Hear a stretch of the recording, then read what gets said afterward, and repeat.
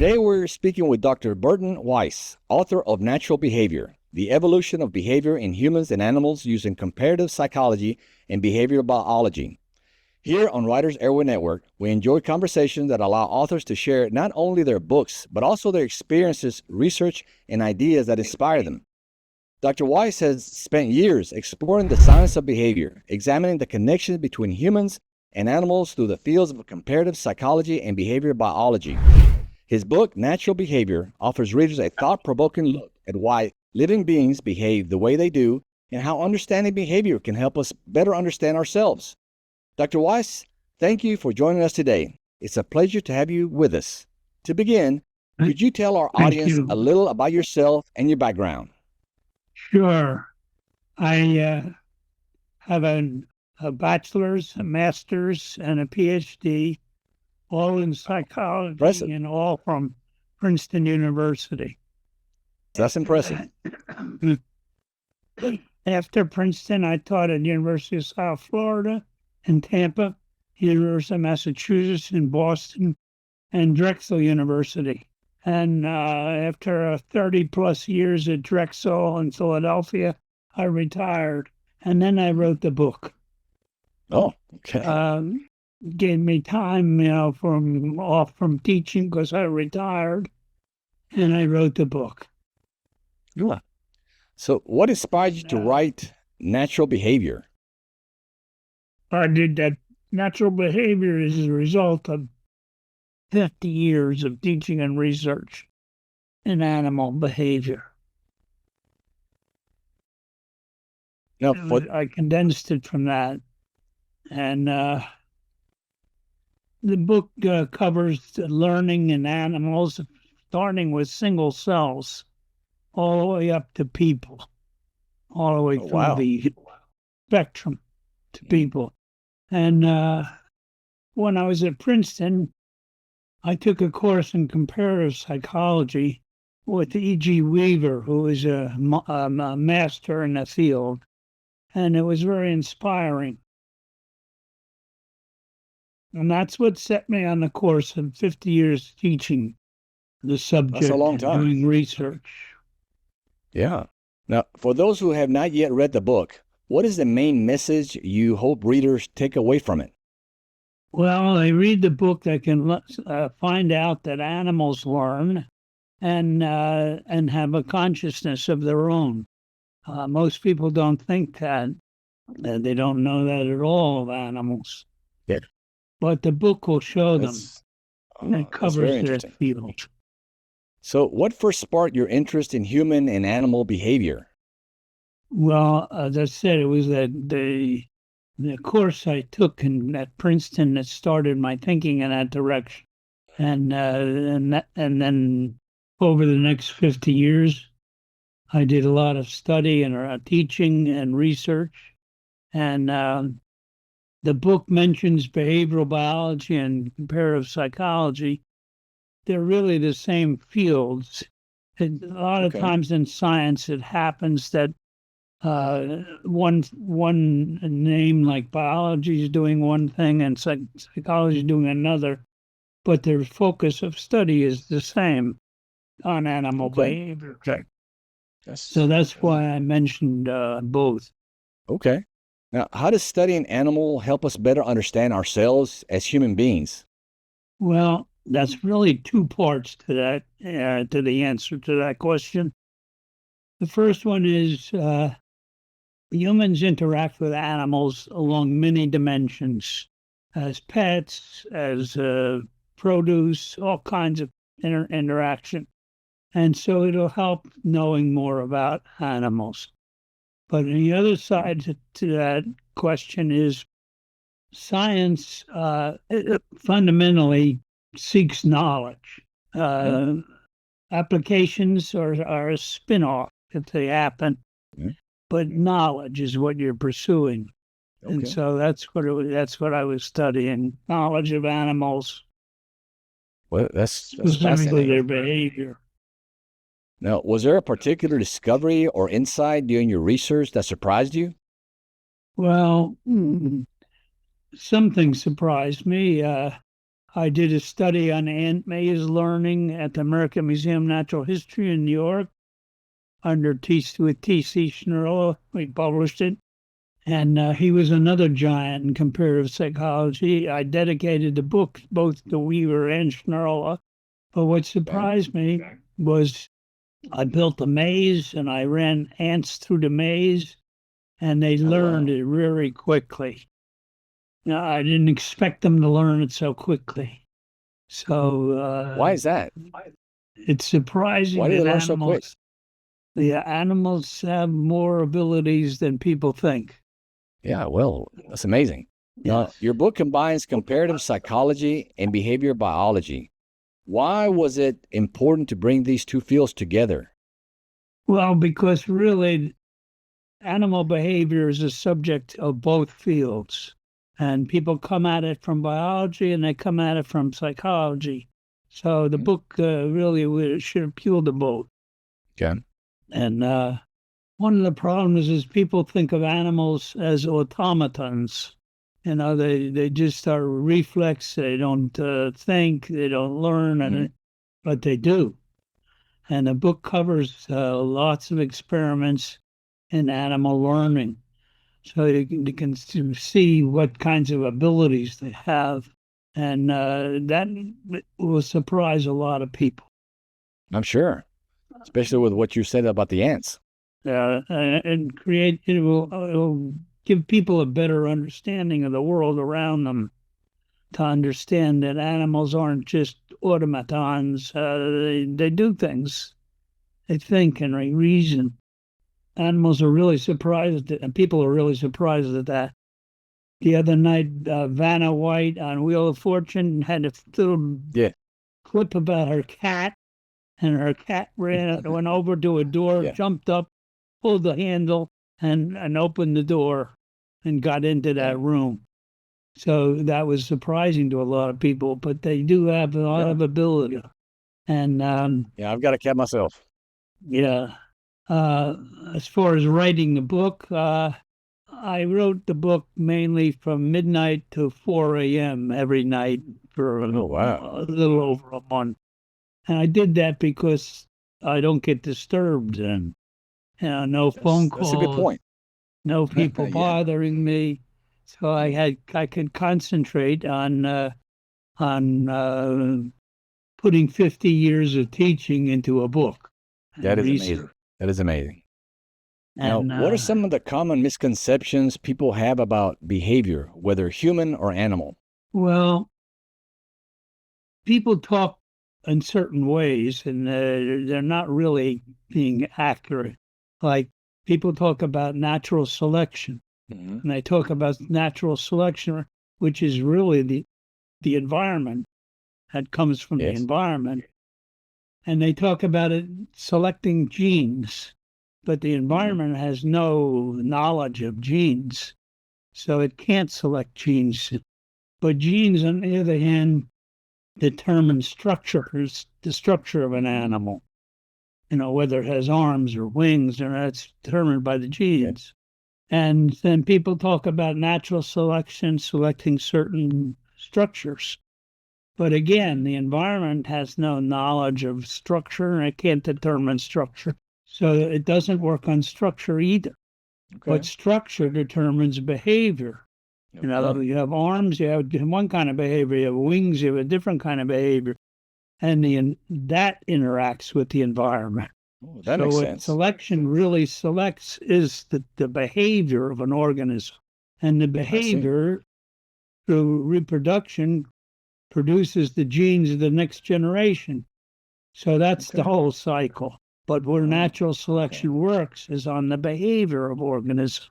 The behavior. And, a lot of people don't realize that, or if they do, they don't talk that way. They talk about selection, selecting structure or genes, and that's not accurate. Okay. Now, how do you think understanding behavior can help people in their everyday lives? Well, again, knowing things, knowledge, helps you with everything. Yes, it does. And so when you learn about animals, you learn about the world. and that helps you. And it might not mean every single day, but it gives you a better outlook on the world, and that'll help. Yeah. Were there any challenges you faced while writing this book? Well, it was a challenge putting together all that years and years of teaching and research. And That's a lot of years. that's why I did it at night, so I wouldn't be disturbed, and I could concentrate on doing it. And there were always challenges in grasping things and making things clear to people, such as I emphasize certain points, like when you see a trait of anything, even human activity, that you measure, and it has what's mathematically referred to as a bell curve, statistically, an average and extremes. That's an indication of multiple genes. And I point that out in the book, and I explain how that works. And that complex behaviors like that are the interaction of multiple genes. Okay. And there are other things, like people talk about instinct and learning as if they're two separate things. But the reality is they're not. It's really the same thing. Okay. What we have is a dimension of modifiability. And so we see behavior that's restricted, narrowly modifiable. We call it instinct.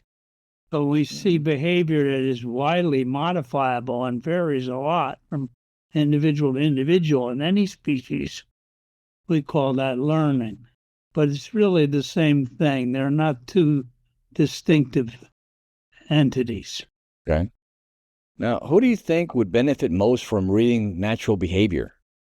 I think anybody who has any kind of interest in the natural world and in animals will like the book, and they'll learn a lot from it. And they'll understand a lot of things that they may not have before. And the fact that animals have a lot of abilities. We're starting way down in single cells. Single cells, and I talk about that in the book about single cell learning and what the studies were like doing those. And when people encounter that, they're amazed. The other night, Greg Gutfield on his show, he apparently read about the single cells learning, and he was talking about it, and he was amazed. So that's what I mean. The book will amaze people. Okay. Yeah, because you would think that either an animal that has more cells would learn faster instead of a single cell. You would think that would take longer. Well, every organism, including people, learn a restricted amount of things, and it's within the realm of their own behavior and their own senses. So we live in a human world, and we understand it as much as we can, and we do things within it. Other animals, they do the same thing in their world, and their behavior is encompassed in their environment, just as ours is. Okay. Well, is there a specific chapter or topic in the book that is especially meaningful to you? Well, I put a lot into the book, so all the chapters are meaningful to me. All of it, yeah. Yeah. 50 years, long time. I think that people will learn different things in different parts of the book. But I think I even get to people, and I talk about people, and I cite a lot of the evidence that people never think about, like when North America was first settled, there were no people, none at all. And people came here from Asia, and they came here from Europe. And people considered Asian immigrants as the first ones. But in the book, I point out a lot of evidence that says that in those days, it was the end of the last ice age. And there was an ice bridge. North Atlantic was frozen. And so people could use boats or walk along the ice and get to North America from areas that were habitable in Europe, like France, southern France, and the Middle Atlantic, North America. And there's a lot of evidence that they were the first ones here. Okay. Well, that's interesting to know. Things like they brought stone tools with them, whereas the Asian immigrants brought bone tools. And the Asian immigrants acquired stone tools only after they encountered the European immigrants. Okay. So I did not know that. A lot of things That's very interesting. Right. So I talk about people too in the book. Okay. Now, what do you hope readers will be thinking about after they finish the final chapter? The final chapter is the chapter on humans and how humans behave in the world. And, the biggest danger from humans is overpopulation. We think the world is very big, and it is, but there are still limits. And especially in the tropic areas, the world is heavily populated and danger of overpopulating, which would result in starvation and of the dense populations. And that's a consideration. Okay. Now, looking at the world today, why do you believe understanding behavior is more important than ever? Well, it's inherent in the way we behave, in the way we manage to work our way through the world. You use it every day. You encounter people and you make judgments about them right away, in terms of what kind of reaction you're going to have with them. And so study of behavior is a great help. And animal behavior is the same thing. And people who don't understand animal behavior, they can make serious mistakes, like riding a bicycle in a natural park where there are bears. You look like a meal on wheels. And you have to have a move. It has happened. It's not a joke. It's happened. But anyway, you have to understand. A bear is not just a cuddly little stuffed animal. It's a real live thing, and it reacts to what it sees.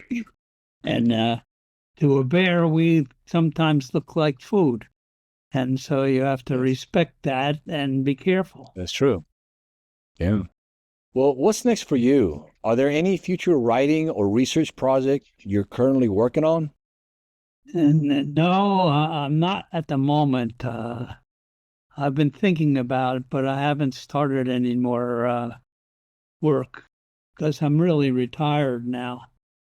But after I wrote the book, Stockton University invited me to teach a course based on the book, which I did, and for 5 semesters. Oh, wow. Stockton University near Atlantic City. Okay. And so I did that. And I might be convinced to come out of retirement to do that at another university. But right now, I'm not engaging in anything like that. Is there a major that somebody could get a major in your field, or do they have to go through your route? Pardon? Is there like a major? Like if I want to study something that you've done, is there like a specific major, like math major or whatever? Is there a specific major on your work that you've done, or is it just something that has to be combined? Well, I've done a lot of different research. And each time you find different things. Like I went down to Panama and I went to collect a colony of leaf-cutting ants. And I spent a few days in the jungle till I realized that in the jungle I'm only finding huge colonies that are well established, and there's no way to dig them up. So I instead went into the canal zone, which is residential, and I right away found a newly established colony on a schoolyard. And so I asked the teachers who were there, and to them, those were pests. So I easily got permission. I dug them up and I brought them back to Drexel. And it was a small colony, a newly established one, and I grew it to be the largest colony in captivity in the world. And these animals grow fungus from leaves and vegetable matter. And they wound up with 54 liters, almost 55 liters of fungus gardens. So it was very big. And along with biology colleagues, we did a study on the stirrules and the ants. Because we had a complete system from leaves to fungus gardens. So we had a whole system. And so we studied the ants and found that they had the first animal ever discovered that had no cholesterol. And so the biologist said it must be in the brains, the nervous system. So I extracted microscopically nearly 200 brains to get enough to examine. And that's a lot of brains. Material, and we found again there was no cholesterol. So this was the fungus-growing ants were the first animal ever found that used the sterols directly from the vegetation they're eating. Didn't convert it. We convert it into cholesterol. And from cholesterol, we make all kinds of hormones and things. Yes. And so this was the first animal ever found that didn't do that. Has no cholesterol. So when you do research, you always find new things. Yeah. Well, Dr. Weiss, thank you for taking the time to join us today and for sharing more about your work and your book, Natural Behavior. It's been a pleasure learning about your research and the insights you've gained from studying human and animal behavior. We wish you continued success with your writing and future projects. And to everyone listening, thank you for spending time with us here on Writers Airwave Network. Well, I hope people enjoy the book. Oh, I'm sure they will. I'm very intrigued with it. I mean, there's so much that I want to learn, and this is a step into something that I'm interested in. I think it will be interesting to many, many people. And thank you for your interview. Well, thank you, Doctor. And good to meet you, and good luck on everything else. Okay. Very good. Thank you. Bye-bye.